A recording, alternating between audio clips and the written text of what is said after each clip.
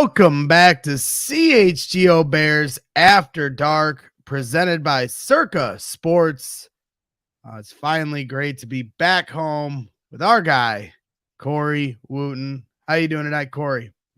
Man, I'm doing good. I heard you had an eventful week, and I heard it was a pretty good combine for you. I feel a little tired, maybe. You didn't get as much sleep.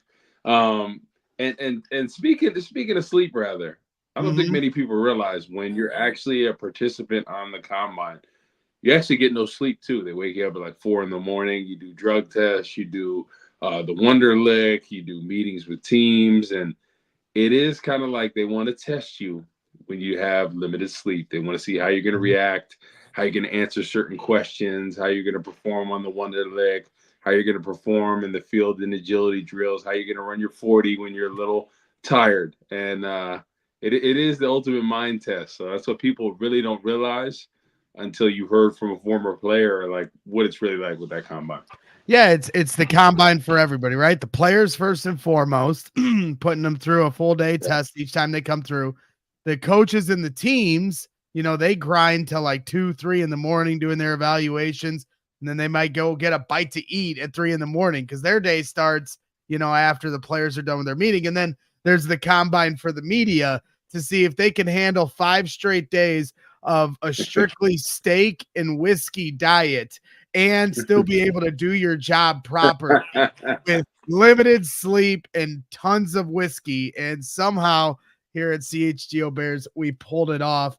It's obviously a fun time. We're getting closer to some of the answers that we've been kind of talking back and forth about ad nauseum. And, I think for Bears fans at this point, we just want to get to a resolution first and foremost with the quarterback position, because it kind of all starts there and then it trickles out. I certainly want to talk to you a lot about the trenches here coming up, because I had some revelations as we left Indianapolis that I want to talk to you about. But let's start with Caleb Williams, because I want to get your takeaway from your impressions of him at the podium, talking to Chicago media, having to answer, getting peppered by meatball brags with about 8 questions, and a lot of different Chicago media members out there kind of seeing what he's all about. Did you watch the press conference? And if you did, what were the takeaways you had from it? I didn't watch the whole thing. I saw snippets of it. I think anytime you have a big prospect like this, right? And I think there's been a lot of whisperings of him potentially, locker room and what he is as a person and all this, and his dad and all that. So he's under a microscope at this point. So I think people take everything he says and they scrutinize it, and vice versa with a guy like Justin Fields as well, whatever he does. But I thought Caleb Williams handled everything pretty well. I think, I don't know. I think people are rubbed the wrong way, just kind of how he is in general, maybe his tone, but I thought he handled everything well. I don't think there was an issue with anything. Yeah, I mean, right out the gate, he walks up to the podium to say good morning. And before he can even finish the sentence, there's a guy like 9 rows back who, for us, like me and Nick and Mark, we showed up before anybody. Jason Leisure was the only other guy there. He was there first. Credit to Jason. But, this guy that's like 9 rows back, he wasn't the first guy there. And he's blurting out before Caleb even finishes his, saying good morning to everyone. He's like, why are you scared to compete? Why aren't you participating in the combine? And to my my observation, I gave him a lot of credit. He smiled it off. He let it roll right off his shoulder. He didn't let him affect the rest of the press conference where he was asked some, pointed questions about his future. So I thought that was kind of a first indication of his poise. We're not going to know, you can't translate it to poise in the pocket, but his poise under a little bit of pressure and how he can handle a larger media audience than what you're typically used to at the college level. Yeah, I thought he did a good job with it. The only thing is, right, obviously, going from USC to, if he does get drafted to the Bears, it's a different beast within itself, right? Chicago is one of the biggest media markets. And if you're doing well, everything's great, everything's gravy, right? But when it's not, just like a New York market. They'll chew you alive and spit you out. So it's going to be interesting. Like, I don't know for sure. I don't think anybody can know how that will go, right? As far as handling the media through times of adversity and when things are tough. But I thought he did a great job at the combine of maybe addressing some of those issues. Like some people maybe that thought character concerns or locker room issues. And I think it was good his teammates vouched for him. I think that's always going to be there because there's been whisperings of it. And I think the biggest thing is, what was it? Brock Heward came out a while ago saying that he was in favor of Justin Fields, and he thought, that the Bears should stay away from Caleb, something along those lines. Right. And I think people were well, and this is somebody, and to your point, that's somebody that's called many games for USC, and he has a family. His brother is on the coaching staff. So yeah, I think people kind of thought that, like, this guy is arguably, right, one of the most talented prospects to come out in a while, and his brother has experience with him. Like, something's up here, right? And there could very well be. I think this is a tough situation for Ryan Poles, right? Because everyone knows the type of prospect Caleb Williams is, right? He's a talented guy. He can make a lot of throws. I think people are more critical about this year's tape than last year's tape, I think, especially because that Notre Dame game where he threw some picks and at times where we didn't see him the same as he was the prior year. The thing is, he still made a lot of plays this year, so you can't take that away from him. I think now the debate becomes, okay, with Ryan Poles, there's two ways you can go with this, right? You can get a haul if you trade back and potentially set the team up for the next couple of years, because a lot of people view Caleb Williams as a generational talent. A lot of teams really need a quarterback desperately that while. Or you could draft Caleb Williams and build another wide receiver, maybe at the 9 position, or potentially go into a defensive lineman. There's so many different options. So it's such a hard point for Ryan Poles. And he was talking about he doesn't want Justin Fields to be in limbo with this situation. He wants to make a definitive decision soon. I think that's admirable because I was just gonna say, he said, I want, if we go that route to trade Justin Fields, I want to do right by him. When you heard that, did you feel like this is the writing is starting to appear to be on the wall for Justin Fields to get moved? I really don't think so either way. If you think about it, this is all a mental game at this point. You're trying to make them think, regardless of what he has, right? He may have had his mind completely made up of what he's going to do, but you don't want anyone else to know that, because then that could affect the value, right? If they know they're going to move on. But if somebody doesn't know and they think they're actually going to pick a quarterback, that could drive up the value for picks if he ends up deciding to keep Justin Fields. So I think it's all a game. I think I don't even think him himself really knows what's going on at this point. I think ultimately he's trying to see, okay, what can I get for Justin Fields, right? And what can I get potentially for this first overall pick? And just weighing the options. Imagine if somebody is trading potentially 2 first-round picks or 3 for a guy like Caleb Williams. Like, that would be pretty hard to pass up, don't you think? If they're offering potentially 3 first-round picks. Well, and depending on how far you move back, I mean, let's say Washington or New England were offering you a heavy haul, and I know you want to stick with Fields, but then even in the scenario of Plan B that Adam Hogue talked about today on today's afternoon show is, what if they move back a couple spots or even 1 or 2 and still draft a quarterback and still get that haul? So that, to your point, there's a lot of different options that Ryan Poles has to consider. Yeah, I think it ultimately comes down to, do you think Justin Fields can elevate his game under Shane Waldron this year? And I think that's the biggest question. We all know Justin Fields is talented. I don't think anyone can deny that. But now it's about, okay, can this guy that revamped Geno Smith's career do the same, or if not better, for Justin Fields? And I think essentially he's looking into that, because we've seen the playmaking ability. And I think that the biggest thing is we've seen the passing at times. That Falcons game, that was unbelievable. The precision, the accuracy. It was something that we were waiting to see for a while together, right? Because we've seen, a Redskins game or a Commanders game that was really good, a Denver game that was good for about 3 quarters. We saw bits and pieces of it, but we saw a complete game in that Falcons game, I believe. That kind of a lot of people that were up in the air about it, because after that game, it was kind of interesting how many people were on board with, okay, you got to keep Justin Fields, you got to build around him, and then that Packers game after that, everyone's like, well, I don't know what we should do. Just like you, I don't know what to do. I don't know what to do. There we go. I love that because you were indecisive, just like these analysts and all these fans. They were like, after the Packers game, they were done with him. After the Falcons game, they were like, oh, Justin Fields to the moon. And then after the Packers game, it's crazy how one game can make or break an opinion of somebody. And I think ultimately, if Justin Fields finished the season with a game like the Falcons performance, I think everybody would have been on board to keep him. Yeah. I really do, because it's like the last impression before the offseason.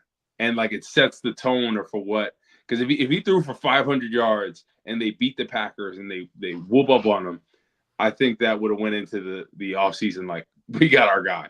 And I think there would have been more people on board like, okay, I can see him keeping him. But I think that game was a big determining factor for.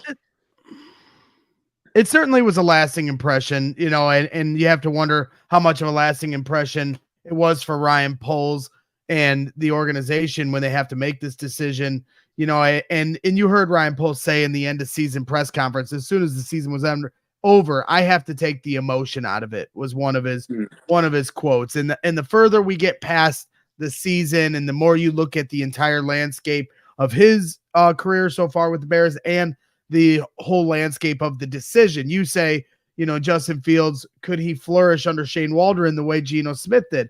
I think the answer to that is yes. But then, you also have to ask, how would one of these rookie quarterbacks, or specifically Caleb Williams, do under Shane Waldron and Thomas Brown and the coaching staff they've put around, the offense now? And I think that he'd do well, as well. You look at the different quarterbacks that Shane Waldron has coached, from Jared Goff, Matt Stafford, Drew Lock, Russell Wilson, Geno Smith. So he's shown an ability to deal with different types of quarterbacks and elevate their game. So, I do think the writing is on the wall. I think they are really lasering in on drafting Caleb Williams and trading Justin Fields.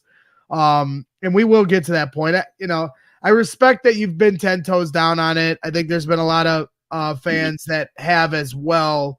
But I love you, Corey, but I think we're now starting, because our GM Jake Flanagan's the same way. He's not letting go. It's like the Spider-Man meme where he's holding on to the train. And I just think you guys are going to have to come to the light here soon. But it's not a done deal. So let's see it play out. That's the only thing is I'm not ready to say it is like when it hasn't yet. Like they could end up keeping him. Like, you don't know that, we don't know that. So I think at this point, we can go off all the reports all day, but sometimes those. Are you questioning my insider reporting, Corey Wootton? You're talking to one of the top insiders in Chicago. One day they're gonna have me on NFL Network next to Adam Schefter and Ian Rappaport. Are you questioning my reporting, Corey? So Adam Schefter is ESPN and Ian Rappaport is the NFL Network. So get your network straight there, Brad. Yeah, all right. But for me, I like the idea, and I've been firm on this, of trading back and getting a haul, because I think the Bears' offense and defensive lines aren't championship ready yet. I think that's a big reason. I think they're not championship ready. I think that's the difference maker for what the Bears are building. If you could have a dominant defensive line and a dominant offensive line, and obviously you have growth and development at the quarterback position, which I think even if they keep Justin Fields, I think he's going to really elevate his game this year under Shane Waldron. I just think to get those trenches, the trenches are so critical. It really is. And when I look at that Super Bowl game, San Francisco, Kyle Shanahan blew it again. and I've been very adamant about this. They controlled the line of scrimmage. Christian McCaffrey was running down their neck. And what did Shanahan try to do again? Try to get cute and do all this stuff. If they would have ran the football in that game, Braggs, they would have won the game. And yet again, back in 2016, did the same thing. Oh, you know what? Let me try to pass this. Let me go away from. Let me try to be cute. The thing is, if they would have ran the ball, Kansas City wouldn't have had a shot. They would have won that game. They would have controlled the clock, and they would have got down to the wire, and they would have won that game. But yet again, they didn't do that because Shanahan tries to get too cute, which a lot of offensive coordinators do. Oh, let me try this play. No, go with what's working. Yep. And I think we can all agree that in that game, both sides of the football, San Francisco dominated them. Yeah, I mean, there's no question that San Francisco had every opportunity to win that game. Obviously Patrick Mahomes just kind of, like a heavyweight boxer, just stayed in there. They kept taking punches, but he stayed in there and eventually, took as many, threw as many little counter jabs, and at the end threw that final punch to win it. And that's what heavyweight champs do. And so we're hoping, however the Bears shake this out, that they could eventually become a heavyweight champ. But you're right about that. Like, the trenches is where I wanted to go with this. And that's where we're going to take it next. But we did have somebody in the chat say, happy birthday, 2-year birthday to CHGO. It's not only Chicago's birthday, the city of Chicago's birthday, Corey, but today is the 2-year anniversary of CHGO Sports launching. And because of that, we had a new shirt drop. I don't know if anybody's seen it, but the designs are on fire. Our guy Eric out of Denver just doing an unbelievable job. Got a little pizza swag there on the bottom right. St. Patty's Day CHGO shirt. You got the CHGO, transit, there on the top left. Some really great designs. And then, of course, the second city, but crossed out the second. So make sure you hit up chgolocker.com for the Chicago collection here coming up. And if you become a diehard, you get a free shirt right out the gate. And those are some of the opportunities you have. You get a free shirt, discounts on any future purchases on merchandise, discounts on events, including our draft party that's going to be coming up. We're going to be announcing that very shortly. I know I keep promising that to all of you, and I promise you, you are going to hear an announcement within literally hours or days. And I'm literally waiting on pins and needles for everyone to hear what we have planned this year. We had a lot of fun last year at Joe's on Weed Street for our draft party. So you'll just have to stay tuned for the details on that. So yeah, let's get into it on the trenches. Before we get to the trenches, there's one thing I want to point out. So I know people have been very adamant about picking quarterback, selecting a quarterback. If that's what they choose to do, that's the best situation for the Bears. And Ryan Poles, he's our fearless leader, and I think he's going to get us to the right spot. But the thing is, you got to look at Chicago, right? I compare Chicago and Green Bay. Let's look at their past 30 years. What can we all agree they've done something better at? Developing the quarterback position, right? So let's just look at it so they have Brett Favre, right? Hall of Famer. Mm-hmm. Aaron Rodgers sits behind him for 2 years, then becomes a Hall of Fame career that we know as arguably one of the best quarterbacks to ever play the game. Then they draft Jordan Love, who sits behind him for 3 or 4 years, sits behind him, learns from him, and then comes into this year and starts out hot, fizzles a little bit, but finishes so strong. End of the season stats, awesome. Plays in the playoffs really well. So Green Bay has done such a great job at developing not only their quarterback position, but think about how many draft picks that they've hit on and have been successful. And they signed them to second contracts, end up being all pros and Pro Bowl type players. And the Bears, defensively, we've done a great job about that. But as a whole for the offense, haven't seen as many, right? Right. Like Matt Forte was a great pick. Like that was awesome. Second round value, ended up being one of the greatest all-purpose backs that the Bears have ever seen. And, arguably in this 5 to 6 year span was one of the best all-purpose backs in the league. So the Bears just as a whole really hasn't done a great job, developing offensive talent, especially with the quarterback position, some of the other positions as well. Even with maybe offensive linemen as well, some of the really big picks really haven't hit on.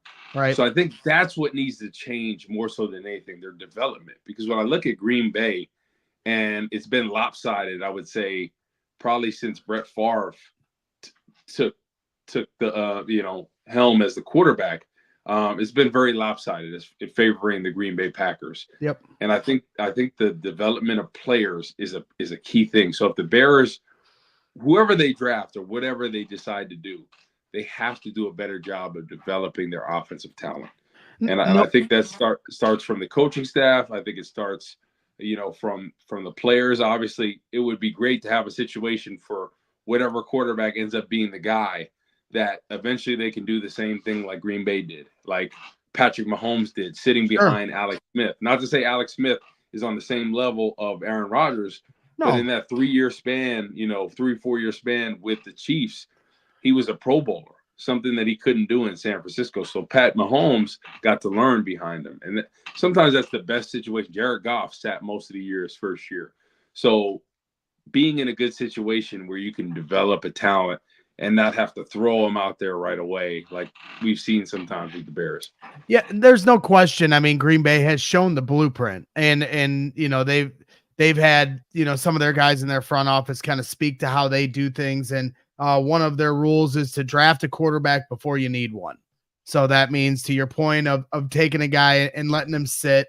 Some people in the chat are pointing out like, hey, CJ Stroud, showed up last year and played right away. So there is examples of guys. I mean, I guess, a guy like Stroud might be the exception, although there are some cases where we see rookie quarterbacks come in and do well right away, especially in the last 5 to 10 years. You're talking about Trevor Lawrence and Kyler Murray and, and Cam Newton and Andrew Luck. And, like I said, over the last 10 years in the passing lead that it's become, quarterbacks do develop a little faster. Joe Burrow came in right away. Obviously he's had some injury issues, so that's why the trenches are so important and what we need to get to. But, like you said, the Chiefs, they let Patrick Mahomes sit for a year. The Packers have done it time and again. And that is a healthy way of developing a quarterback. You won't get any argument out of me. So it's just a matter of the Bears hopefully getting this right, but it may not be a perfect situation. But to that question, because we had Jim Miller on, former quarterback of the Chicago Bears, and he brought up the idea of, drafting Caleb Williams, letting him sit, and keeping Justin Fields and letting him play out the 4th year. Don't pick up his 5th-year option.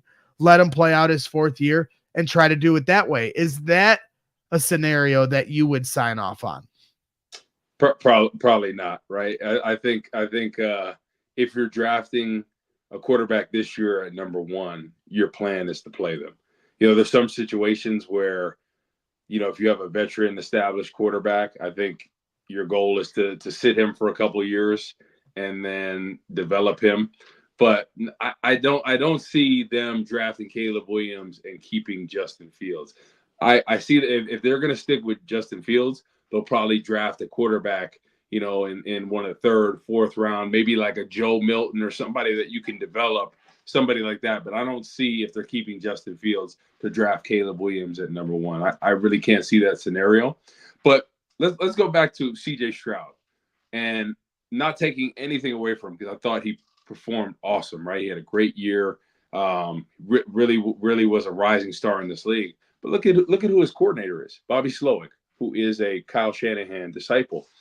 And a lot of times you can't take anything away from somebody. But even with Brock Purdy, he's in the perfect system where they cater to his strengths. Yep. And that's the other thing. Brock Purdy was an MVP candidate this year. Great system, great players around him, put him in a position to succeed, right? He balled out. You can't take anything away from him. But the problem is a lot of times where people, put too much emphasis on, well, this person didn't do this. Sometimes you got to look at the situation, and you got to look at the hand they were dealt. And that's tough with any quarterback. I honestly think you look at Bryce Young this year. I thought he was put in a bad situation, which is unfortunate, right? You never want your franchise quarterback to be put in a situation like that. So it's really unfortunate how, like David Carr when he first came out. I think he's a really talented quarterback. He was in a system where he was the most sacked quarterback in the league, never had a chance to throw the football. He was running for his life. So who knows what he would have been if he was in systems like his brother was, QB friendly systems that they protected their quarterback and were able to build around him. So I think sometimes people don't get a chance. When I look at this combine, I look at this, like all of this is a crapshoot. Pick it. All these guys are talented. You know what the key is? The development of talent, right? What system are they going to be in? How are they going to bring the best out of them? What's the talent surrounding them? And I think those are the guys that are in the best situations. And, I think year in, year out, you see that, and you see guys that are successful, and obviously they're talented.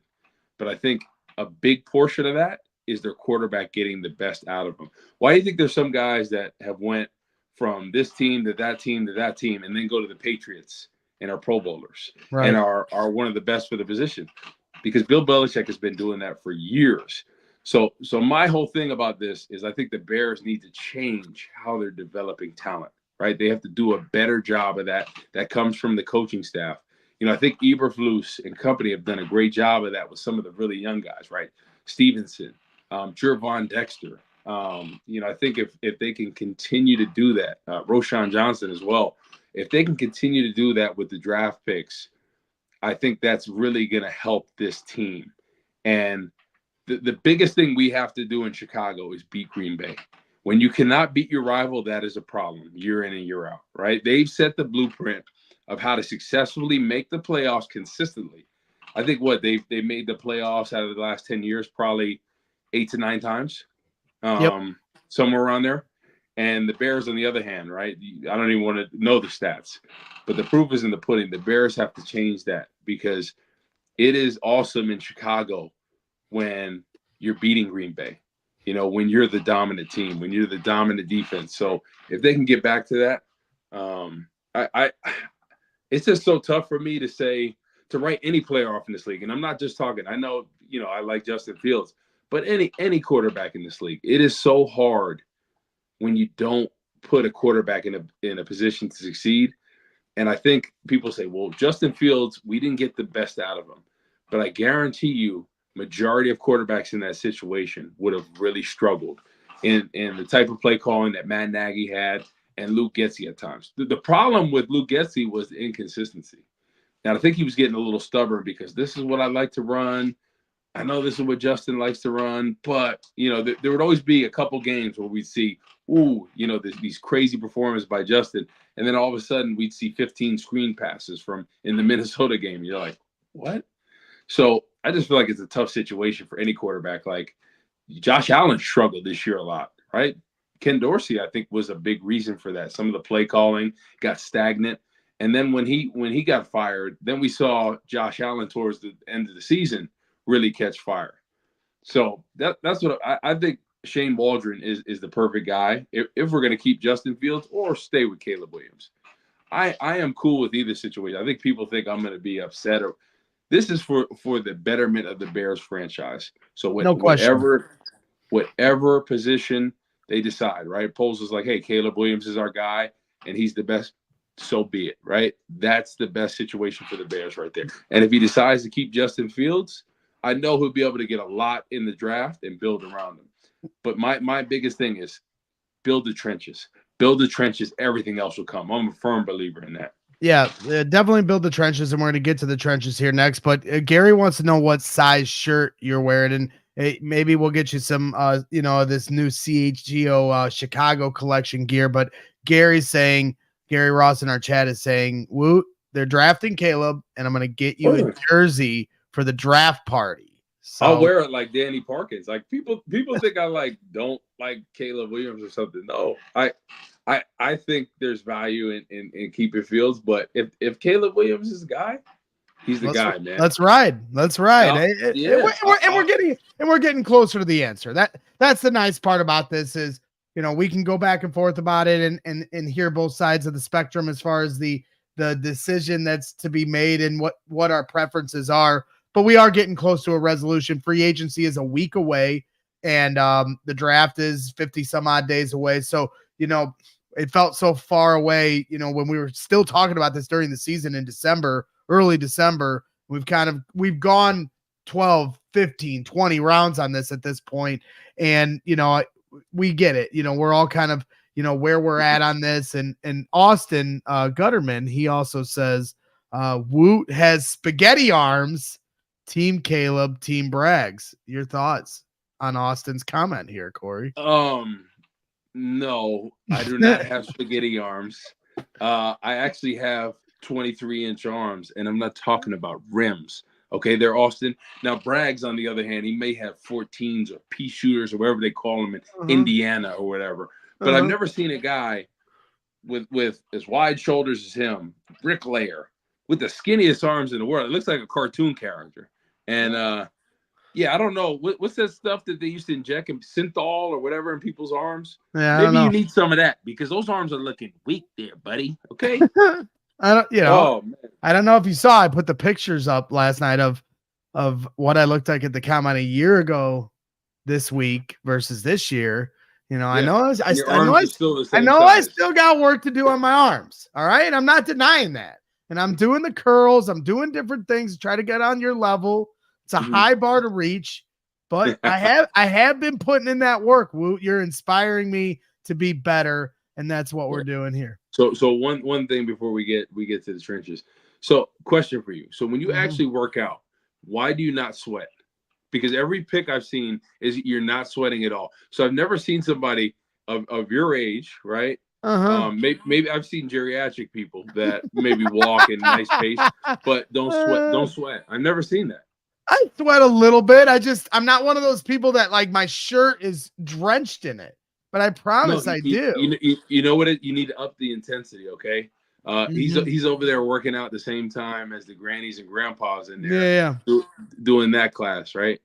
You're probably in the older people pickleball league. But Brad, get some sweat going, okay? All right, that's my only thing. All right, I'll try to work up a sweat a little more for you, Woot. And we're gonna work up into the trenches here next. But first, I want to give a shout out to our guys over at Circa Sports. They've been great partners to us here. We got a lot of fun stuff planned with Circa here coming up in the next few months. Tight money line splits. Games strive to be a -110 split on the Circa Sports menu, unlike other sports books, which may use a -115 or -120 split. Circa Sports keeps as little money as possible on large market bets, especially compared to the other books. They're very transparent. Circa Sports does not limit players based on their winnings. Every player has the same limits, unlike other books who do limit winning players. I encourage all bettors to download and explore all sports betting apps available to you to compare the lines from each sports book yourself. Their customer service is second to none. Real people behind the Circa Sports brand who resolve issues in a timely fashion, unlike other books who use those chat bots.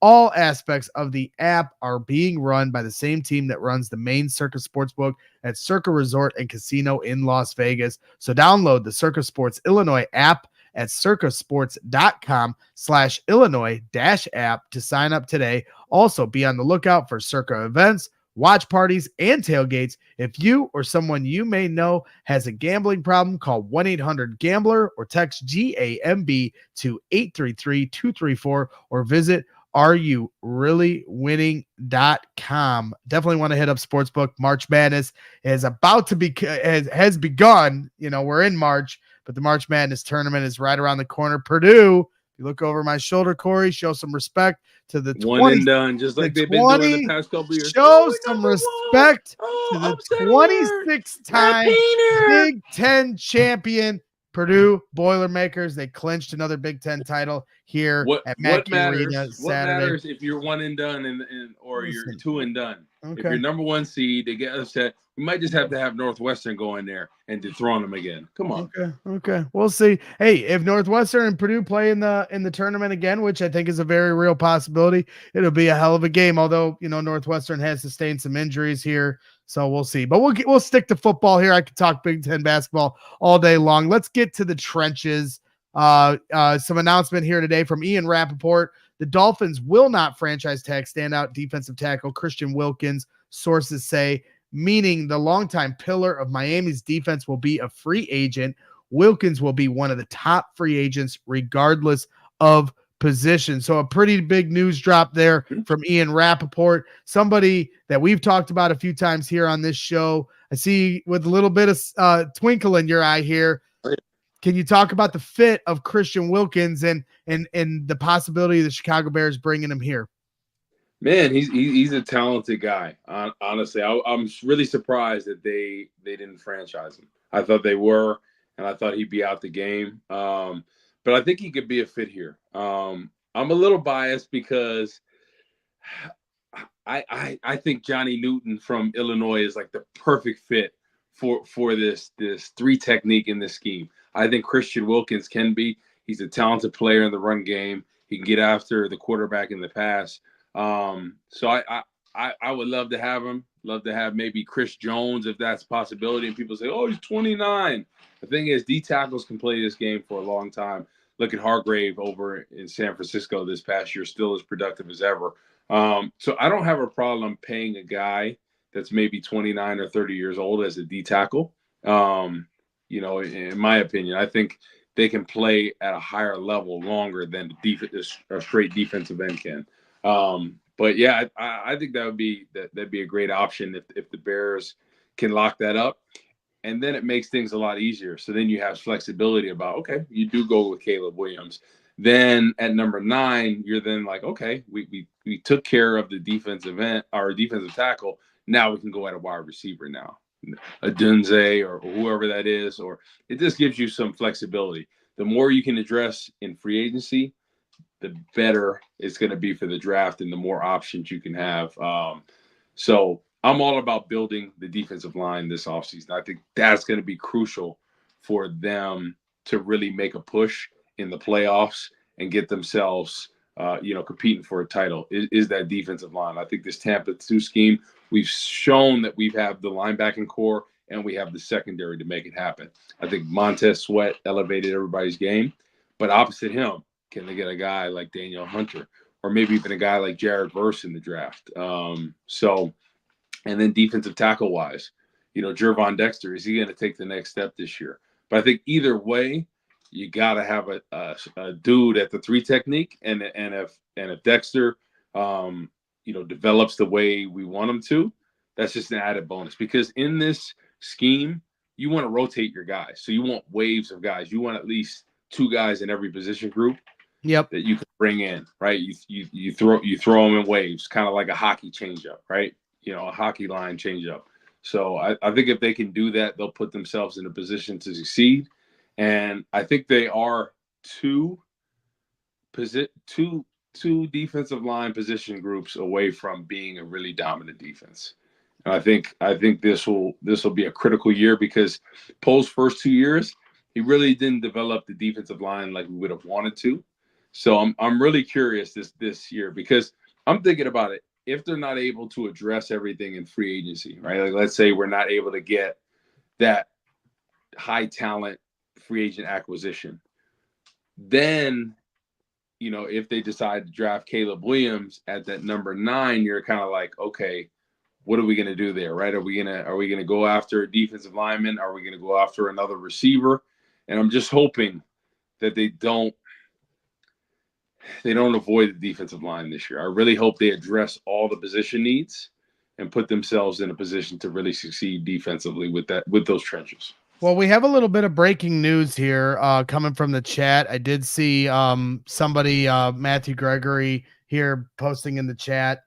The Bears have actually traded for Ryan Bates, an offensive lineman, a center from the Buffalo Bills, for a 5th-round pick. So Ryan Pole's already getting to work here, building the trenches. This is a show where we want to talk about the trenches, and that was something that we had kind of speculated on. I think they're going to still potentially look at center in the draft, but because of the uncertainty of where they may or may not pick in the 2nd round, depending on a move back of a trade or trading Justin Fields, there's a kind of a waiting period after number 9 and then all the way to the 3rd round. So Ryan Pole's hedging his bet a little bit, trading for an offensive lineman and a center in Ryan Bates from Buffalo. So, it's already starting to bolster a little bit on the offensive side of the ball in the trenches. Corey, your thoughts? Yeah, I mean, I think anytime you have depth, especially at the center position, that's a position we really struggled last year with snaps and players being healthy. So I think that's a good situation to have some depth in there, have somebody that could come in and be a starter, and then see what happens in the draft. So I think the more depth you get, the better, especially in the trenches. I think those are hard positions to find, and when you can find guys that can be starters or be a viable backup, I think that's a good situation. Yeah, he's only 27 years old, as Jonathan Perry is sharing in the chat. Gary is also texting me and really keeping me up to date with everything going on. And looking back last year on March 14th, 2022, the Bills placed a restricted free agent tender on Bates, and Chicago Bears signed Bates to an offer sheet, but Buffalo matched that offer, and the Bills had signed Bates to a 4-year, $17 million contract. So this is a guy here in the last few years. He's played in 73 games, started in 19 of them. So you get a little bit of a veteran presence. You get a guy 6'4", 302 pounds, somebody that comes from a team that's had a lot of playoff experience. So, some veteranship being brought to the middle of that offensive line where, when you had brought in Lucas Patrick, you were hoping you were getting a little bit of that from the Luke Getsy system, but didn't work out that way. So let's hope that Ryan Bates is the addition that they were looking for here last year when they tried to offer him, when they signed him to an offer sheet and couldn't get the door closed on that deal. So this is exciting. I mean, hey, there's a little bit of a breaking news show talking about the trenches. We titled the show The Trenches, trying to, we talked a lot about the quarterback decision here in the first half of the show, but here we are talking about the trenches and some breaking news drops. And that's why this time of year is so exciting. I mean, next Monday night when we're live for Bears After Dark, that is the start of the free agent window. And you're already seeing now deals starting to fall into place, guys getting franchise tag, word traveling around of where potential players might be going. So this is where we finally get to have news to talk about and not just speculate on the hypotheticals. And that's what we do best here at CHGO Sports. We are here for you 24/7, waiting on breaking news and ready to go at a moment's notice to go live and react to this kind of stuff. So anybody that's jumping in here after some of this news dropped, welcome aboard. So yeah, let's keep getting into it with this line. You said the defensive line has a chance, or the defense has a chance to be elite if they add a couple pieces to that defensive line. But now let's get into the offensive line. Just signed a center. So there's one of our answers. They drafted Darnell Wright last year with the number 10 pick. And you have Nate Davis, who you signed to a 3-year deal.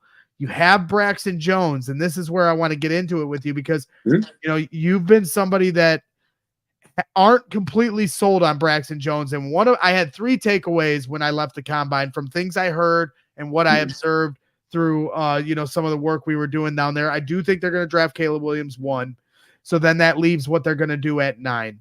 And as much as I love the wide receivers, every year I fall in love with wide receivers. I always want the big skill position guys, and Rome Odunze, Malik Neighbors, and Marvin Harrison Jr. are impressive players who I would love and run to the podium to draft if they fell to 9. I simply do not think those 3 will fall to 9, but we'll see how that shakes out.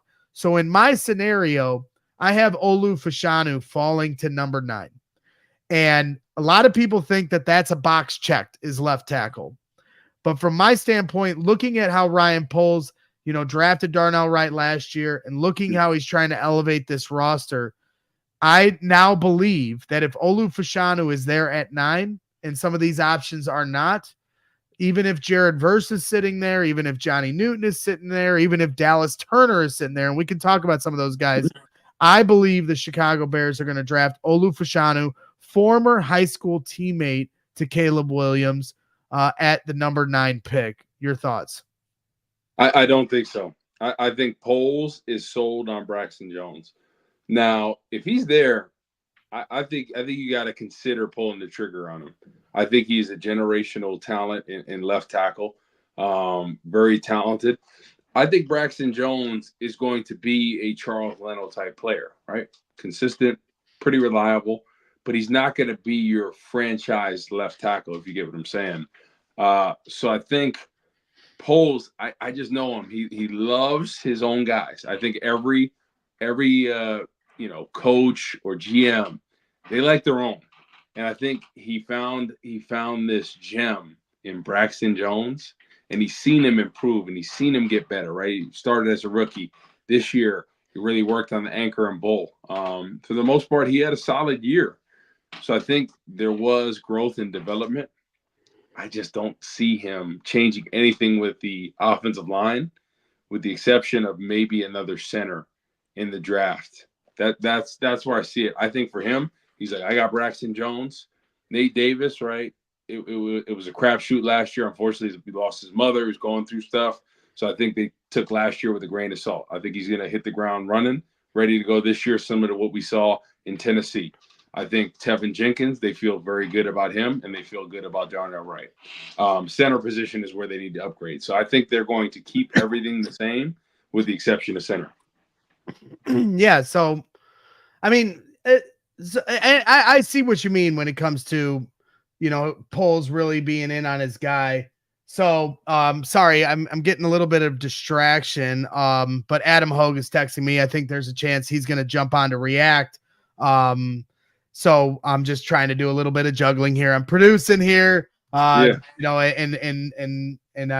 talking to Corey here about the latest breaking news. Ryan Poles trades for Ryan Bates, a 5th round pick. They moved to the Buffalo Bills. A center that they've already tried to bring into Chicago here last year. So Adam Hoge should be joining us here shortly. But I see what you're saying with Braxton. And if Rome, don't get me wrong. I wanted to say my prediction is Rome Odunze to the Bears at 9, but I think that requires JJ McCarthy to be moved up into the top 8. There's some mock drafts coming out here of guys that, are in the know that are saying that's a real possibility. And I think if that happens, that's a great win for the Bears because it just bumps some of those premier players down to 9. This is such a loaded draft of talent in the top. I mean, it always is loaded in the top 10, but you talk about Joe Alt and Olu Fashanu, who I think are 2 premier left tackle potentials. You've got Marvin Harrison Jr., Rome Odunze, Malik Neighbors, 3 premier wide receiver options. And then all of a sudden you've got Caleb Williams, Drake May, Jaden Daniels, and somehow now JJ McCarthy's jumping into the top 10 discussion. I haven't even talked about a defensive player. The Bears could potentially take Bowers. Right. Brock Bowers, who's a premier tight end, prospect, and there could be an opportunity where the Bears could draft the first defensive player off the board at 9. How many times does that happen? Not often. And then also the Bears could have somebody with some legit talent at the wide receiver or tackle position as well. Or you trade back at 9, you take your quarterback and then you trade back, a few picks and try to add a 2nd round pick or so to your arsenal now that the Bears have just lost another draft pick trading for Ryan Bates. So once again, anybody that's jumping in here late, Adam Hoge should be joining us here shortly. He just messaged me. So we're going to keep this ball rolling, but please hit that like button if you haven't already, and subscribe to the channel. We're like less than 200 subscribers away on YouTube of hitting 50,000 on the 2-year anniversary of the, of CHGO Sports, something that we're building something really special here. And I'm proud to be a part of it. I'm proud to do these shows here with the great Corey Wootton. These are the shirts that we dropped here this afternoon. If you go to chgolocker.com, you can hit up the Chicago collection and get some of the newest gear added to our line. Some really, really sweet designs. So that's kind of where we're at. Right. So speaking of CHGO, so today I was at an account in Bloomington, Illinois, right? I work with a doctor over there, and I'm at the Tesla supercharger, charging my Tesla, and I go in there to get a little lunch at the Meijer that's over there, and I'm walking through and I see a guy. He's like, dude, Corey Wootton, man. He's like, I was listening to you a couple weeks ago on CHGO, man. Love the stuff. Subscriber, all this. I'm like, wow, man. It's crazy. Like, even here where I live in St. Louis, there's a lot of Bears fans here. And people always come to me, man, I heard you on CHGO, man. Love the good work. Love what you guys are doing over there. So it's awesome to hear that when people are tuning in and he's, I love when you and Braggs go at it. I love when you make fun of them. I'm like, yeah, that's one of my favorites too. But yeah. No, it's cool. It's cool to see how far CHGO has come, and I'm grateful to be a part of this and want to continue growing with you guys. And brick by brick, baby, brick by brick, or bicep by bicep, right? Maybe. Bicep by bicep. Come on now, love Dave, $5 super chat. Happy anniversary, guys. What are the odds we keep JF1 and draft Caleb Williams, in your opinion? We did have a lengthy discussion in the first half of the show about kind of the different scenarios at stake. But as in terms of odds, Corey, where would you put the odds at if you were, a Vegas bookie?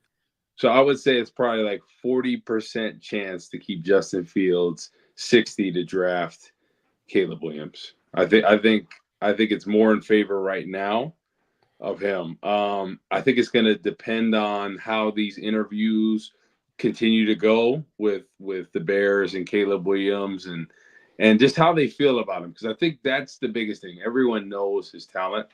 The only problem I have is that they say he's Patrick Mahomes. And I just have a hard time, like, them saying that. It's just tough for me to hear that. Because I think he's talented. I think he can do a lot of things, but I don't think he's Patrick Mahomes. I don't think there's been too many people that are Patrick. It's like calling somebody Jordan. It's hard to do, right? He's like Jordan. It's kind of tough for me, at least, to hear that. Well, and Caleb talked about wanting to be immortal. That was something he talked about. He's like, I'm not in it for the money, not in it for the fame. I'm in it to be immortal, and that's a high bar that he wants to reach. He's already paid. He's already a multimillionaire. So whether or not he does well in the NFL or not, it really doesn't matter in scheme of things. So I think that's a good sign that he's playing for the right things. And obviously everyone wants to make money. Don't get me wrong, right? You make great money in it, but I think ultimately you want a guy, and I think at the combine and teams in general, they want to know that you love football. Because think about this. Let's just say Caleb Williams or whatever quarterback they think they love football and they really don't, right? They're doing it for the wrong things. They're putting on a great act. They do, like Jamarcus Russell did that to everybody, right? I'm not saying Caleb Williams is even close to that or that's going to be, but Jamarcus Russell fooled everybody. He was arguably one of the most talented quarterbacks. I think cannon of an arm, could make every throw. Super lazy though. And I think it's a little different situation because obviously, like, I think a lot of people saw that coming. I think when you're doing your research about a prospect, I think a lot of people had an idea, like, he's kind of lazy. Man, he's almost 300 pounds. He's a quarterback. Like, what's going on in here? I think people were just so enamored when he threw the ball that they're like, I got to pick him. Not saying that Caleb Williams is anywhere close to this, but I think there is a lot that goes into making this decision. Because we're talking about the franchise quarterback, something that the Bears have not had really ever. I mean, a true guy that you're like, he's a Hall of Famer. He's this, he's that. He's one of the league's best. The Bears haven't had that. Right. No, I agree, but I don't think that Caleb Williams is lazy. From all accounts, from what we heard from his teammates, it sounds like this guy, is one of the hardest workers on the team. It sounds like from what they're saying, and people are always going to say, well, what else are they going to say? I tend to feel like I'm a decent judge of authenticity, and it did feel like the interactions he had with his teammates that were at the combine, that they did feel like he was a good teammate, a good leader. One of his offensive linemen told me that he always took them out for dinner. He always made sure he took care of everybody on the depth chart. He'd take them out paintballing. Asked about his brand and if that was ever a distraction. You mentioned how he was, in big commercials. He's already a millionaire. He's getting in Ferraris and stuff and saying things like "ka-chow," like he's got a little bit of swag to himself and he's got a little money in his pocket. But it sounded like the players weren't bothered by this, different stratosphere when it comes to brand, because nowadays with NIL, all college players have an opportunity to make money, and he's making some serious money. But one player told me, if he eats, we all eat. And so as long as he keeps that same, type of mentality when he enters the NFL, does he have aspirations to be a superstar, to be immortal? Sure. But as long as he's doing hey, you eat, I eat, you eat, we all eat. And the players feel that. And, I think that he could walk in and earn the respect of the locker room, but that's something that is going to take time. You don't just walk in and get that respect. You do have to earn it. So it'll be interesting to see how all that plays out. Dominic Franchillo with a $10 super chat saying, "Go Bears." And we appreciate you, Dominic. Once again, Adam Hogue should be joining us here shortly. He's wrestling his beautiful family here to sleep. And then he'll jump on and give some instant reaction to the Chicago Bears trading for Ryan Bates, offensive lineman, center. Look at that beard here, and a big beard, right? I mean, that's a power beard. So he fits the mold. He'll probably, if he's got that kind of beard here in Chicago, well, he plays in Buffalo, but you can imagine the icicles dripping off that beard here in Chicago in the cold weather, because we're not in a dome yet. And if Carm has anything to do with it, we will never be in a dome here in Chicago. So, yeah, once again, welcome aboard to everybody that's joining here late with the breaking news. Hit that like button. We've talked a lot about Caleb versus Justin in the first half of the show. We talked about, the idea of Christian Wilkins being a Chicago Bear. We've touched a lot here on the offensive line, obviously now, but before Adam gets on, let's gear it back towards the defense. Talked about Christian Wilkins. We talked about the possibility, and you've been a huge advocate of Johnny Newton, here throughout this whole offseason process. But let's look at the options at 9 for edge. And I don't know how much you got to watch of, these guys, in their testing at the combine over the weekend, but Dallas Turner, had some big numbers put out there. Jared Verse obviously is a big name and could be the number one, defensive guy off the board. When you look at those two guys specifically at edge, is there one that stands out to you more than the other? And what are your thoughts on both those guys? Yeah, I like Jared Verse. I thought he would have been one of the top guys picked last year if he would have came out. Like I'm really scratching my head why he came back, this year. Knock on wood, he didn't get hurt or anything like that.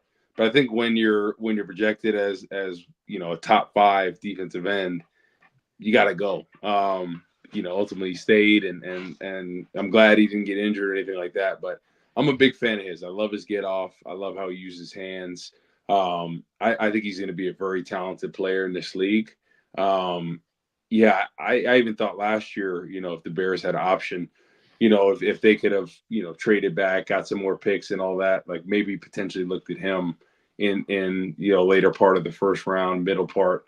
But yeah, I'm a big fan of his. I think the Bears need to get that end opposite Montez Sweat. I think that's the last remaining piece, that in the 3 technique. And I think if I would be happy if they had Jared Verse. Dallas Turner, to be honest, I haven't watched that much tape of him. I really want to dive into him more, but Jared Verse, I'm very high on, because I watched a lot of his tape last year, watched a lot of his games this year, just because they did so well. And it's unfortunate their quarterback got hurt, but Jared Verse, I think would be, I think he's going to be a game changer in this league. I really do. I really think he has the talent. What is your opinion on Dallas Turner from the tape you've watched? For me, I do think they would, if I had to pick between the two, I'm taking Jared Verse, but I think both players have some explosiveness to them. And Rick Spielman talked about, a former GM who, has a podcast, does really well.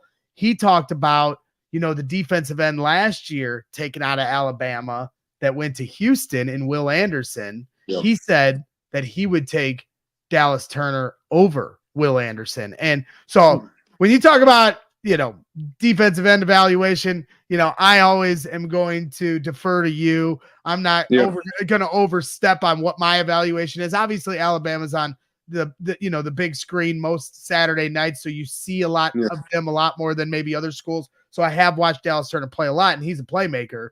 But when I hear a guy like Rick Spielman, talk about that kind of, hype that he would take this dude over Will Anderson, and look at the impact he had here for the Houston Texans, that certainly gets my ears perked up.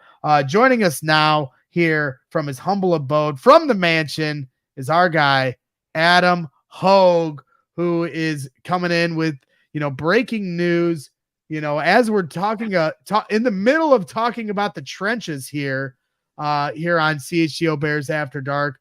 Ryan Poles makes his first move of the offseason, adding a center to the offensive line, a guy that they did sign to an offer sheet, and Buffalo matched it. So Ryan Poles gets his guy now this year, and bringing in Ryan Bates from the Buffalo Bills. How you doing tonight, Adam? And your thoughts here on the move? Yeah, what's up, guys? What's up, Woot? What's up, man? A significant move, but one I'm not sure we should overblow a little bit too much. I mean, we do know that that Ryan Poles tried to sign him a couple of years ago when he was a restricted free agent. Now he was a full-time starter in 2022. After the Bills matched that offer and kept him, but he was playing right guard that entire season. He played, let's see, I did just have this all up in front of me here. Here we go. Not all. So 810 snaps in 2022 were played at right guard, and 135 were played at center. And then last year, he wasn't a starter. He was a backup. He only played 35 snaps. I think he appeared in every single game, but all 35 snaps were played at the center position, and he wasn't a starter. So, this is like, to me, it's like a depth type of move. It's interesting that it costs a 5th round pick. I believe Brad Spielberg, our guy, tweeted out that it's 2 years, $8 million left on that contract. So my takeaway is more on the fact that it's another later round pick that the Bears are giving up here. But I don't think that this is necessarily your starting center, or precludes you from drafting Jackson Powers Johnson or signing somebody else in free agency. So let's just keep all that in mind here. This is it's a good move. It's fun to have a trade here, but I don't necessarily think this is, your answer to solidify the offensive line right now. It's a Swiss Army knife, a guy that can play center, a guy that can play guard. Especially think about it, like Nate Davis, right? Didn't have the best year last year. Tevin Jenkins had injuries at times. So anytime you can provide depth on the offensive line, I think it's a great thing.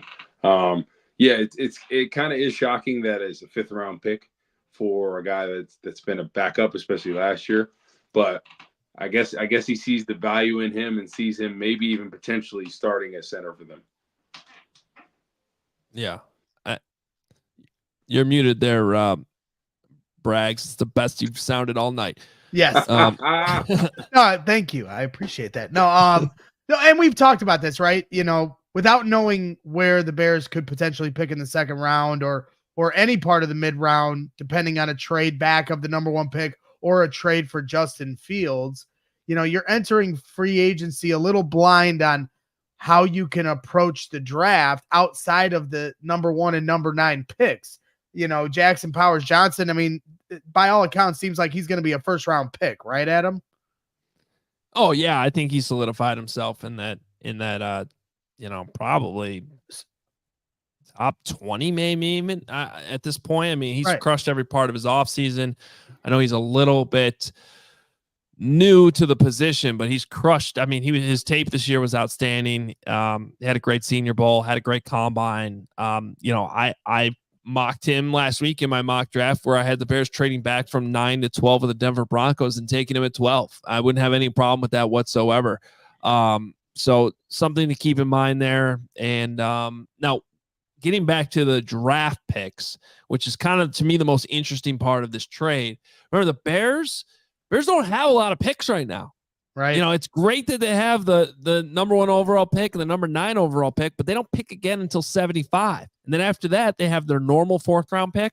And then they have the 4th rounder they got from the Eagles last year when they moved back 1 spot when they drafted Darnell Wright and gave up Jalen Carter. And then their last pick was this 5th round pick. So that's kind of concerning a little bit. At least with 5 picks right now. Now they're all in the top 4 rounds, but if we know Ryan Poles, he's going to be looking to trade back. So this will obviously fuel the trade the number 1 overall pick people even more. I think, you're probably looking more likely at trading the number 9 pick because we all kind of are on the same page with Caleb Williams, I think, at this point. What can you get for Justin Fields? And then we've seen him trade down constantly, a little bit here and there. But right now, in terms of late round swings, trust me, it's better to have more swings early in the draft, but there's not a ton left right now. No, there isn't. Now it puts, really the onus on free agency too, right? I mean, because you're not going to know if you can trade that number 9 pick likely until the night of the draft.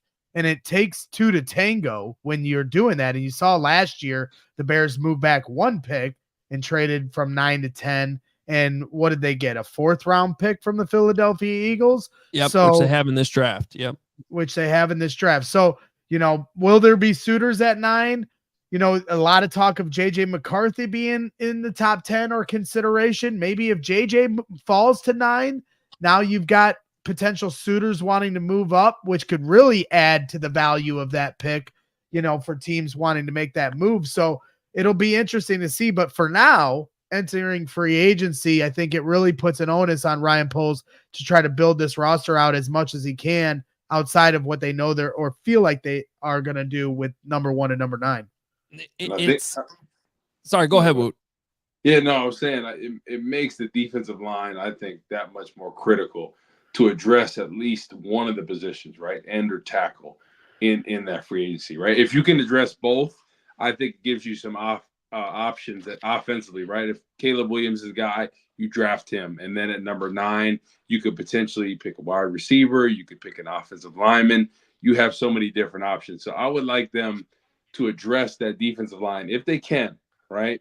2 studs at the 3 technique and defensive end, and then I would like them to save that pick offensively for whatever they're going to do, whether they go quarterback, wide receiver. If they end up trading back and keeping Fields, then maybe get an offensive lineman and a receiver. But I just, if you heard us earlier, I think Poles really likes Braxton Jones.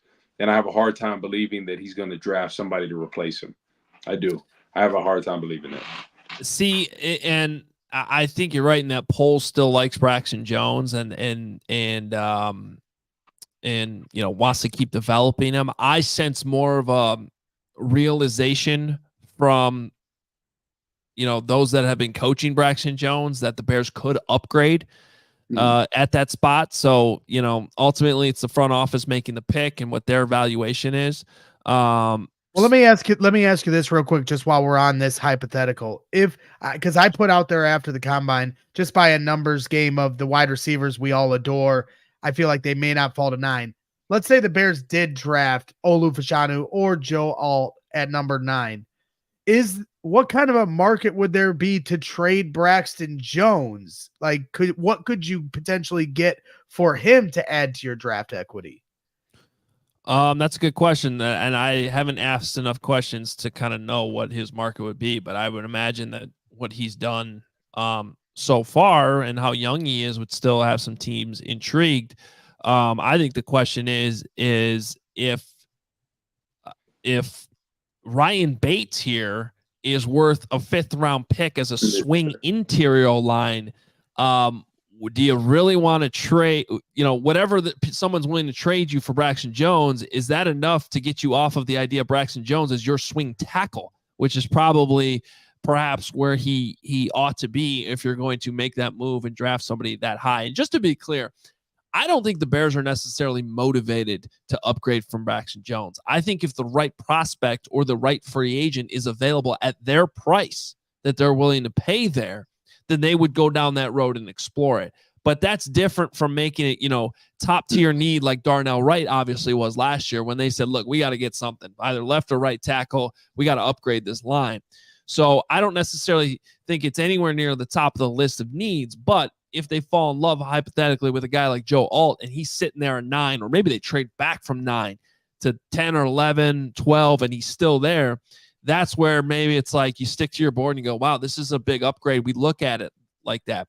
Now I want to get back to Ryan Bates here for a second, because I find this very fascinating that the Bears obviously Ryan Poles liked him a lot as one of the first guys he targeted when he became the.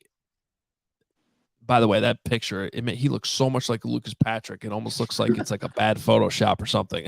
he looks like newly retired Jason Kelce a little bit too. A little bit too. There's like a mixture. It's like Lucas Patrick with Jason Kelce's beard, and I don't know what's going on there. But it's just an official trade that won't be made totally official until the start of the new league year. But both teams putting it out there. Anyway, getting back. So Ryan Poles liked Ryan Bates. Targeted. He was a restricted free agent 2 years ago. They gave him a pretty good offer for a guy that hadn't played a whole lot, that was pretty much a reserve guy, and they wanted to add. And now 2 years have gone by, and actually, quick story on that. We were at the owners' meetings in where were we that year? Somewhere in Florida, and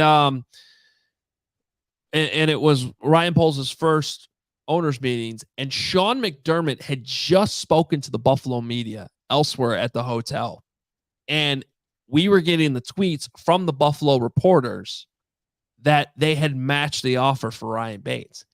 And I still to this day don't think that Ryan Poles had gotten back to Ryan yet, because he walked up to us to talk to us, which was scheduled, and we basically informed him of the news. It was very interesting timing there. And you could tell right away, like, oh man, he was not happy getting that news because he really wanted Ryan Bates. So now clearly he wanted him, because 2 years later, only one of those 2 seasons, he was actually a full-time starter for Buffalo. They're still giving up a 5th-round pick for him. So I find that very interesting. And they're paying him some money too. It's not like this is nothing. I mean, it's not a ton of money, but it's like $4 million a year here. Now, I think you can get out of it after this year if I looked at that contract closely, but that's not nothing. Yeah. I guess I usually seeing the value there. If something would happen to Tevin Jenkins, this is a guy that I feel comfortable that started games and can come in there and won't skip a beat. So I like the insurance. I think, I'm just hoping that he does that on the defensive side of the ball this year. I'm really looking forward to that, because in this Tampa 2 scheme, I think they really have to develop the depth. Feel good about, Gervon Dexter coming into another year. I'm hoping that they can, maybe draft another defensive end or get somebody in free agency, in addition to a stud they're going to get. So I really hope they beef up both sides of the trenches, because I was saying earlier to Braggs, I think that's the difference maker in teams that really ascend. And even when we were looking at the Super Bowl, I really feel like San Francisco should have won that game if they would have just ran the football. They controlled every point at the attack, from offense to defensive side. I just think they let their foot off the gas. And I think they had the better trenches. Kansas City didn't have an answer for it. So I'm just hoping the Bears can really build that. And I think regardless of what quarterback they have, you're going to need great trenches. And I'm just hoping this year he does not leave out the defensive line like he's done the past 2 years. Like, really, let's fully develop this defensive line. Yeah, no question. I think they are real close to having an elite defense. They already, once they traded for Montez Sweat, became one of the top defenses in football last year, led the league in 22 interceptions, tied with the San Francisco 49ers. And that all really came in bunches once Montez Sweat came. They were having trouble turning the football over before he got there. And you saw how it helped elevate Gervon Dexter's game and showed how, it helped develop a guy like Tyreek Stevenson in the backfield. The backfield, you had Kyler Gordon really starting to ascend. We'll see what happens with Jalen Johnson. He's likely to get tagged. So you're obviously going to have to address your safety position with Eddie Jackson, but your linebackers are set. So you get a D tackle, you get an edge, and your defense is on the right track. But this offensive line certainly is interesting, Adam. You're bringing in a veteran center. kind of hedging your bets, a little bit of a Lucas Patrick vibe to this, and waiting to see how things unfold with the draft and what kind of center will fall to you. And Jackson Powers Johnson at 9 seems a little tall. So I guess if you're going to go for a premier center to develop, that you would have to then trade back a little bit. And that kind of kills two birds with one stone, where you can take the top center that's, a guy that understands the outside zone concepts. He was really placating the Bears fans on Saturday morning at the combine, talking about deep dish pizza and reciting SNL lines saying "Duh Bears." So he knew how to hit all the right buttons with Chicagoans. But then you could also, if you were to trade back and take a guy like that, put yourself back into those middle rounds on day 2. Yeah, and I think you hit it on the head there, in that this is kind of, hedging bets ahead of free agency. In a minimum, bolstering your depth. I mean, we knew Cody Whitehair was going to be gone when the season was over. We knew pretty much with certainty that Lucas Patrick would be gone too, especially once Luke Getsy was fired, because that was basically a Luke Getsy signing. So you had to replace these guys anyway. And no matter who your quarterback is, whether it's Justin or Caleb or anyone else, but especially a rookie, I mean, you really got to bolster this offensive line. You got to be able to spend some money. So, $4 million a year for a backup interior swing guy. And let's be honest about what the Bears have right now. They have a left guard that could be really, really good when he's out there, but he's not always out there. And I know they like Tevin Jenkins, but he's not a for sure thing that you can count on. So you got to have somebody there that can reliably back him up. You have a center that, it sounds so simple, but literally a center who can snap the ball. Because at times they didn't have that last year. And so, Ryan Bates can do that too. And then same thing at right guard, where Nate Davis, I thought was sort of up and down in his first year with the Bears. I thought he had some really good games, and I thought he had some other games that I thought were quite frankly disappointing. So, you got to have depth at these spots, and Ryan Bates is somebody that can probably in a pinch play any position on your offensive line, but especially those 3 interior spots. And so this is kind of like replacing Cody Whitehair and Lucas Patrick in one with a guy who's much younger. I just saw his RAS score. Kevin Fishbane posted the graphic, and he was off the charts coming out of Penn State with his RAS score, 9.56. So we know that's something that Ryan Poles values, and in this offense they value, and so he's going to be able to run the scheme that they want to run, and perhaps that'll make it better for him in Chicago than maybe Buffalo. Yeah, 100%.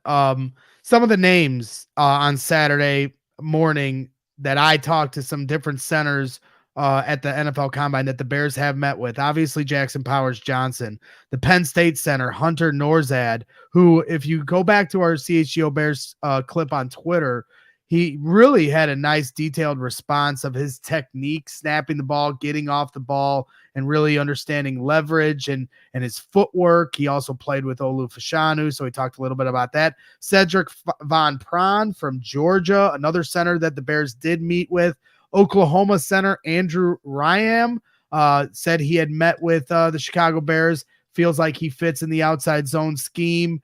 So those are some of the different names of guys. Drake Nugent, a center out of Michigan, said he did not meet with the Chicago Bears as of Saturday when I spoke with him. So those are some of the different names of options later on in the draft. I got to tell you though, if you go watch the clip, you'll understand why I was really impressed with the center from Penn State, Hunter Norzad.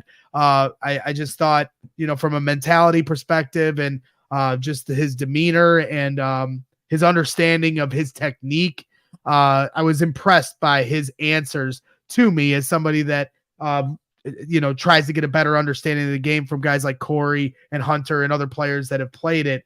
So go ahead and check some of that, stuff out that we have shared on our socials. Well, we added a new combine event, and that was the Braggs interview. So on top of all the team interviews, you had to pass the Braggs interview. Yeah.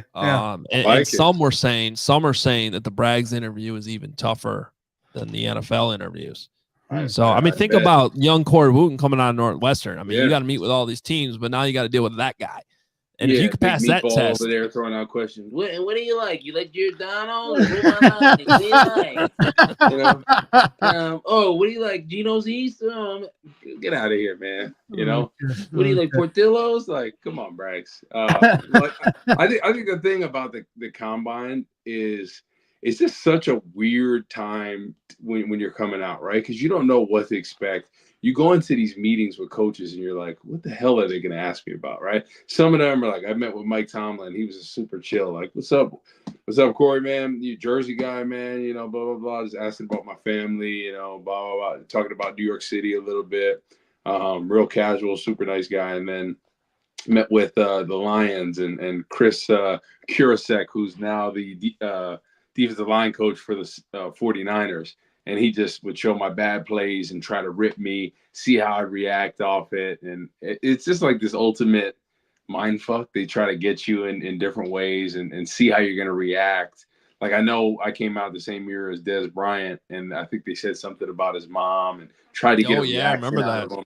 Yeah, so it's like, it's unfortunate they did that, but it's so crazy. It is the biggest mental game. They get you up early in the morning. They want to see how you're going to perform when you're under pressure, when you're tired, you know, when you're not optimal. How are you going to perform? And ultimately, I do think sometimes they put too much emphasis on the testing of the combine. Because when you're watching film, especially if you go to a bigger school, you know, right, this guy has game speed or he doesn't. So sometimes they put too much emphasis on, like, when you look at Jerry Rice, what do you run, 4.69?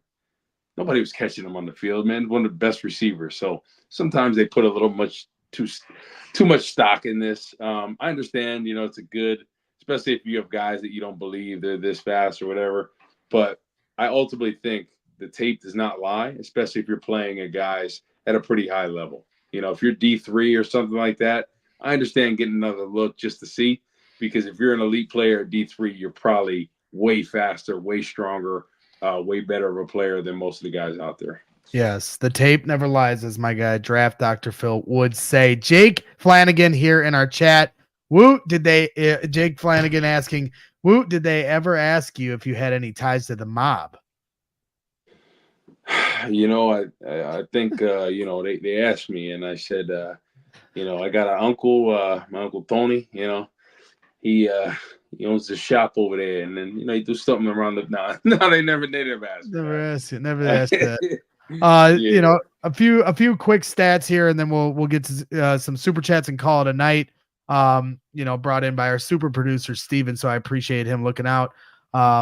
Snaps at right guard, 810 snaps. Snaps at center, 135. Pressures allowed, 28. Only 1 sack allowed. Played just 35 snaps in 2023. All those stats that I just read off were from the 2022 season. So yeah, I honestly, when I saw the 35 snaps in 2023, I was like, where did he get hurt? And then I was trying to Google his injuries and nothing was popping up. And I was like, oh, he just didn't start.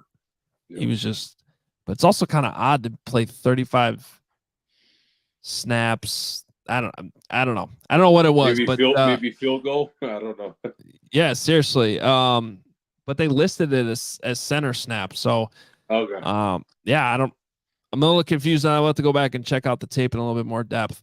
Yeah, we'll have to take a look here. We appreciate everybody tuning in. Once again, hit that like button if you haven't already. We appreciate everybody showing up here on a breaking news show that kind of impromptu, as we were in the middle of a Bears After Dark, as we do every Monday night. We'll be back next Monday night, which will be the start of free agency. So news like this is just going to continue to trickle in. And here at CHGO Bears and CHGO Sports, we pride ourselves on being ready at a moment's notice to go live when news breaks, to react to it like we're doing now. And we are also just 110 or about 100 subscribers away from our goal of 50K. So it's our second birthday here at CHGO Sports. It's also Chicago's birthday. So in honor of that, please help us out. Subscribe to the YouTube channel. Let's get to 50K tonight, ladies and gentlemen. If we do get to 50K, I will give someone Mark Carmen's cell phone number.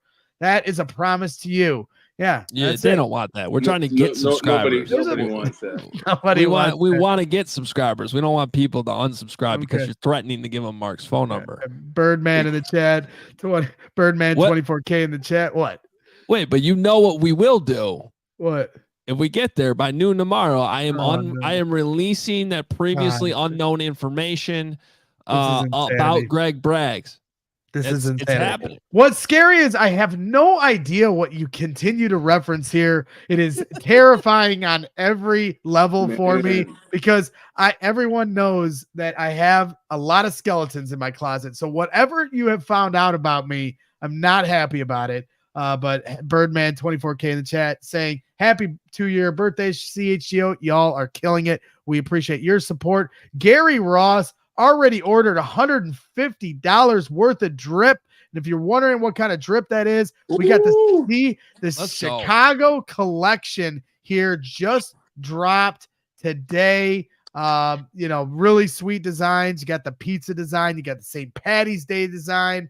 A lot of sweet stuff here at our CHGO locker. Go to chgolocker.com and pick those up. I'll be hitting that up here tonight as well.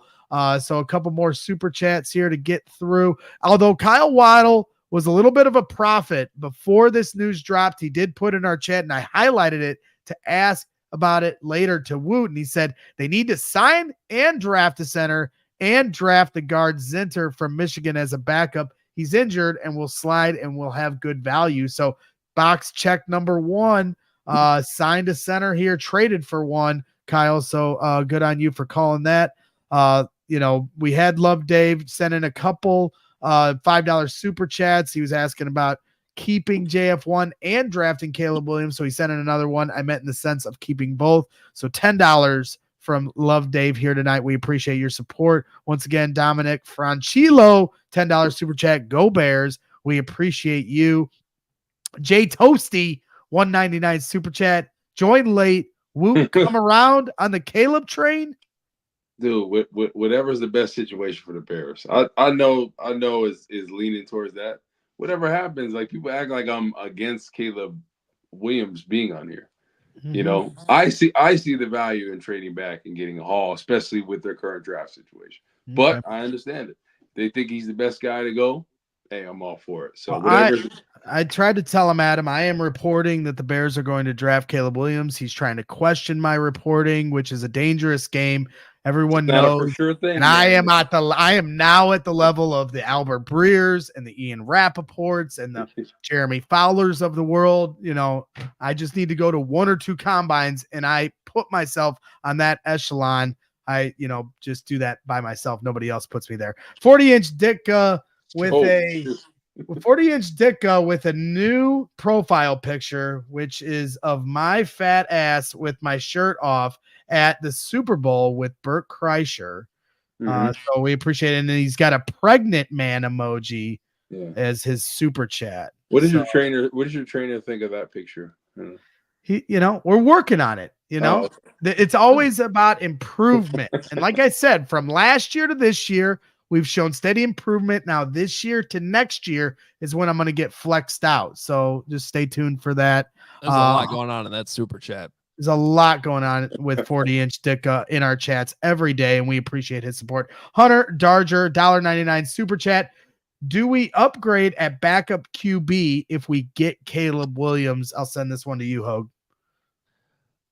That's a good question because you end up pretty young with Tyson Bagent, but I think they like Tyson Bagent. I think they like him as a backup. I think that they're very pleased with what he did as a rookie. I think it's really impressive what he did as a rookie to go 2-2 on a team that wasn't a winning football team when he took over. So I think he's still something that they're going to continue to work with. Now, do they bring in another veteran? Probably. I mean, who had the nugget that Nathan Peterman's working out with Caleb Williams? Where did I read that? Somebody put that out there. I think we'll just say Adam Johns. Let's just say Johns. I think it was in the Pete Thamel story. That's right. It was in the Pete Thamel story. I wanted to credit Johnsy, your boy, but we'll give it to Pete Thamel. No credit to Johns. Get out of here, Johns. It's Pete Thamel who talked to Caleb this week. I think that's what that was in that story. I mean, that might not mean anything, but it is interesting that, one of the Bears quarterbacks the last 2 years been working out with Caleb Williams. So maybe maybe they bring Peterman back to be QB3 again. Yeah, a lot of different ties. I mean, even QB Collective was putting a video out there. How Shane Waldron working out with Caleb Williams a couple years ago, but obviously everybody knows a lot of quarterbacks go to the QB Collective to work with different quarterbacks, but there's also that little tea leaf. I didn't get a chance to ask you this, Adam. I did message Kevin Fishbane because he had put a tweet out this morning, and I asked him this question, and he told me to ask Hogue. And I said, I told him, I joked with him. I was like, well, I trust you more, Fishbane, but he wouldn't answer me. So I'm going to ask you this because I don't know if it was asked on the afternoon show real quick before we take off. In terms of the medicals that the Bears seem to need to get over the hump for with Caleb Williams, can the Bears have gotten the medicals already, even though other teams haven't, like without doing a private visit with Caleb? Is there any kind of opportunity where the Bears can get their hands on the medicals of Caleb Williams before their next private visit? Well, look, I mean, any patient can give. I mean, I could go give my medicals to you right now if I want to. Right, but do the Bears need to have their own people get their medicals from him too? Yes, well, that's why they need to get that at top 30 visit, which is what they can't send a guy to him since they don't, because in the report from Albert Breer, they wanted to have a meeting tomorrow with him and then pulled back on it. Could the Bears hypothetically send a guy to California to get his medicals from the Bears side of things?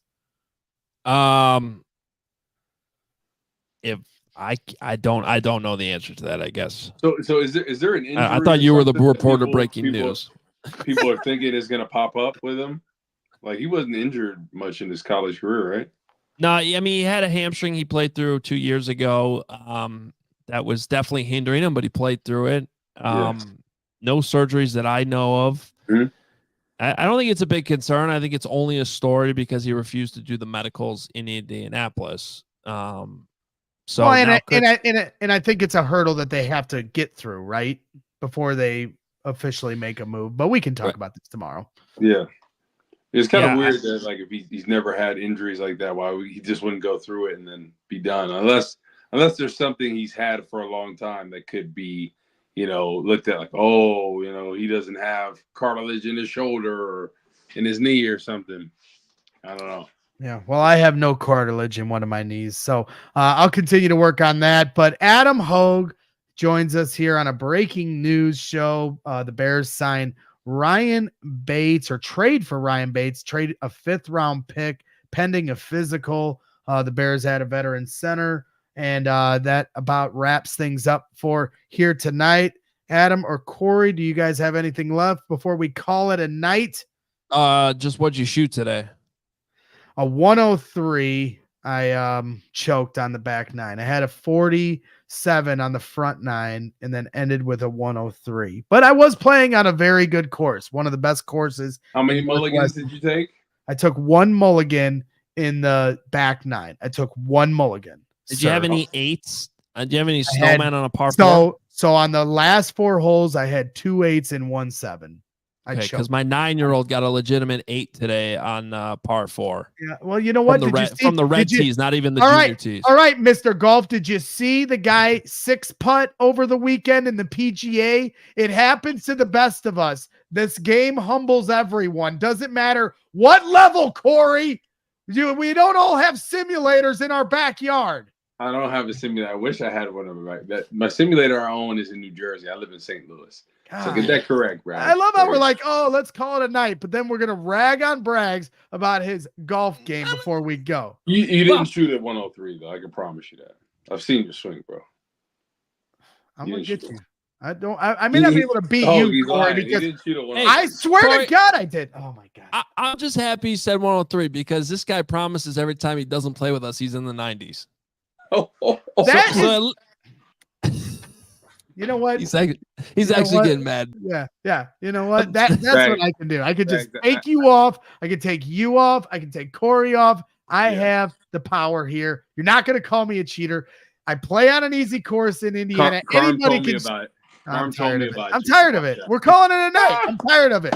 I'm tired of it. I'm not That's listening triggered. to this for one more second. Once again, hit that like button, subscribe to the channel. We're less than 100 followers away from 50,000. And then Hogue's going to reveal some dirt on me that I have no idea is what it is. So I'm terrified of that. Get your new shirt, become a diehard. All Be dripping of the like great Gary things. Ross. Adam Hogue just put out his latest from his newsletter that's exclusive to diehards, and he gave away all the information he learned at the combine about Caleb Williams and Justin Fields. And so if you sign up to become a diehard, you get a free shirt right out the gate. So one of these new shirts can be yours, and then you get exclusive access to Adam's newsletter and exclusive access to our Bears 100 draft guide as we gear towards the NFL draft. So a lot of different perks when you become a diehard here at CHGO Sports. So go to allchgo.com/diehard to sign up. All right, folks, that wraps things up for tonight. Thank you, Corey, as always, for your time every Monday night here on CHGO Bears After Dark, and Adam Hogue jumping in on a moment's notice to chime in on the breaking news of the night, Ryan Bates to the Chicago Bears. Thank you to all that tuned in. Thank you to everyone that dropped the super chat. And once again, thank you to Circa Sports for your sponsorship. All right, we'll see you tomorrow at noon on CHGO Bears, 12 p.m. Central. Make sure you're there. We'll talk about it more. Until then, bear down. We all silly like the mayor.